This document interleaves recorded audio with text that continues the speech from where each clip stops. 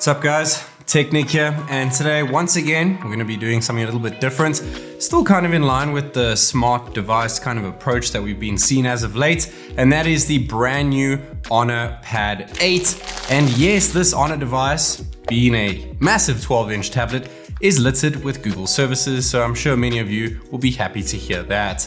Other than that, we are kitted with a bunch of goodies in the box, that being a USB Type-C to earphone jack adapter, as well as a USB Type-C charging cable and a 22.5 watt charging brick. This is TechNick, and this is my full review of the Honor Pad 8. The Honor Pad 8 comes in one color, that being Blue Hour, because it's kind of like the sky blue that you see right at the start of the day. It looks pretty fantastic if you ask me. I really like the matte aluminum-like finish at the back, and inside this beast sits a massive 7,250 milliamp hour battery, 22.5 watt wide charging, which comes bundled in the box, a Snapdragon 680 CPU, Adreno 610 integrated GPU, LPDDR4X RAM, UFS 2.1 storage. Unfortunately, there is no cellular option. There is Wi-Fi, however, as well as Bluetooth 5.1, but unfortunately no NFC. We have a glass front, aluminum back and frames, and it is just 6.9 millimeters thick and 520 grams in terms of weight. There is only one back camera sensor here, that being a 5 megapixel aperture of f2.2. The main 5 megapixel still looks okay as soon as you start zooming in, however, using digital zoom with that same sensor doesn't look the best at 2 times or 5 times, and it's pretty much unusable at 8 times, which is the max zoom. Up close and personal for a portrait looks fantastic, but as soon as you enable portrait mode, there is no depth of field whatsoever. When it comes to video, we only have 1080p 30 FPS video recording using that single main sensor at the back. It does an okay job, though a bit wobbly and shaky at times. It still picks up a fair amount of detail. The camera at the back of the Honor Pad 8 does an okay job. At the end of the day, this is a tablet. You're going to be taking photos on your phone most of the time. It's nice to know that there's a more than decent sensor on the back of this thing. On the right hand side of the device, we have a power button. Above that, a non-split volume rocker, and below those two, we have a massive Wi-Fi antenna. Unfortunately, no SIM card tray here, though we do have a USB Type-C port at the bottom, as well as 8 stereo surround sound speakers, 4 treble speakers, and 4 bass audio units, which is absolutely insane. We also have a selfie camera over here, but once again, the same 5 megapixel camera that we saw at the back of this device. The 5 megapixel selfie comes out alright, as you would expect it to come out, actually a little bit more detail than I was expecting, and the portrait mode once again doesn't add any depth to the background. What's up guys, this is TechNick recording a 1080p 30 FPS selfie video on the brand new Honor Pad 8. Let me know what you guys think of the video and the audio quality when recording with the selfie camera on the brand new Honor tablet. The selfie camera is pretty much what you would expect for a tablet at this price point. Most people out there that have tablets are pretty much going to be using this thing for meetings and conference calls alike. You might be a little bit disappointed though when taking the odd still here and there and a little bit of video. It doesn't look too bad if you ask me. And powering on the device, getting to the blank screen, since there is no always on display or fingerprint sensor this time around. We do have 2D face unlock, however, though it is not too secure since it just utilizes the selfie camera. It's not the fastest I've seen around, but it does the job in getting into your tablet. On the front of the tablet, we are kitted with a 12-inch IPS LCD 5:3 aspect ratio flat display that pops with a fair amount of color. They advertise it as a 2K display, but the resolution is much closer to Full HD+, and it has a PPI of 194, not to mention it has 1 billion colors. It's not the brightest panel around, capping out at around 350 nits, but it does have an impressive, for a tablet, 87% screen to body ratio thanks to those wonderfully symmetrical 7.2mm narrow bezels. One of the biggest bummers here, however, is the fact that there is no option for a high refresh rate because it only supports up to a maximum of 60 Hz.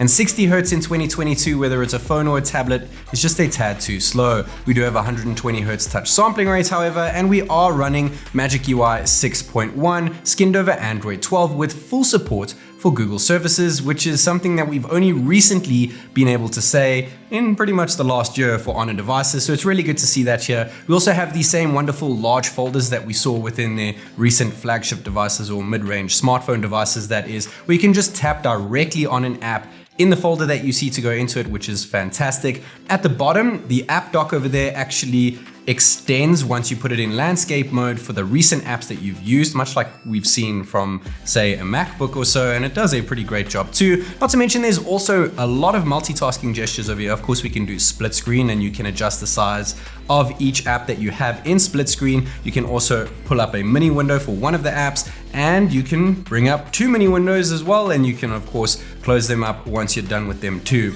There is an even more interesting thing, however, and that is known as multi-screen collaboration, and it connects your paired Honor device to your Honor tablet so that you can mirror the screen on your tablet, and after a while it dims the screen and completely turns off if you use it enough on your tablet, and you can share files as well, which is nice and neat, and of course you can close it once you're done and just disconnect. As simple as that. A very awesome feature to see in an Android smartphone and Android tablet alike.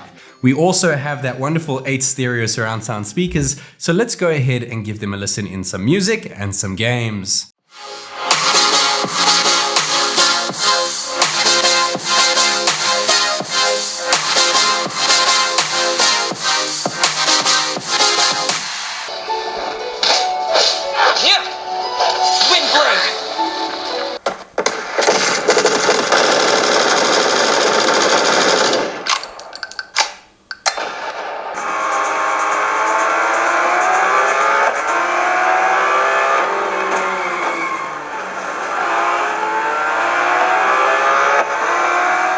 Those speakers sound absolutely fantastic, but what about performance? We do have 6 gigs of LPDDR4X RAM, which can be furthered by an additional 2 gigs of RAM thanks to RAM Turbo, and we have a 6nm Run Snapdragon 680 chipset, not the best around, with an integrated Adreno 610 GPU in there, and we do have performance mode, courtesy of Honor of course, and that yields us an AnTuTu score of 278,171 points, 375 points when it comes to single core in Geekbench, and 1,493 multi-core score points, and we got an average of 2.6 frames per second in 3D Mark Wildlife, getting a score of 442.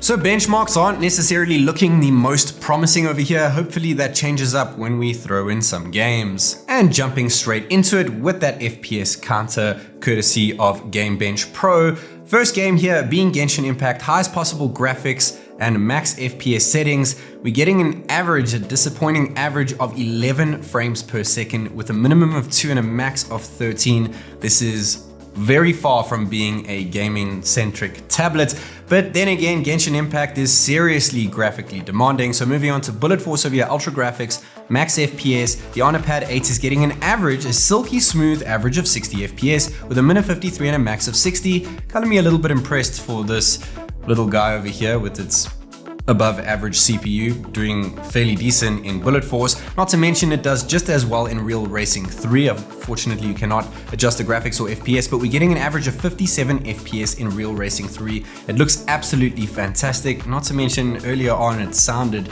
even better than it performs because of those 8 speakers, which is just outright insane. The Honor Pad 8 unfortunately misses the mark in terms of performance when it comes to gaming or even benchmarks. It lacks a high refresh rate display, it lacks any form of being able to connect to a cellular network, and has very basic camera sensors.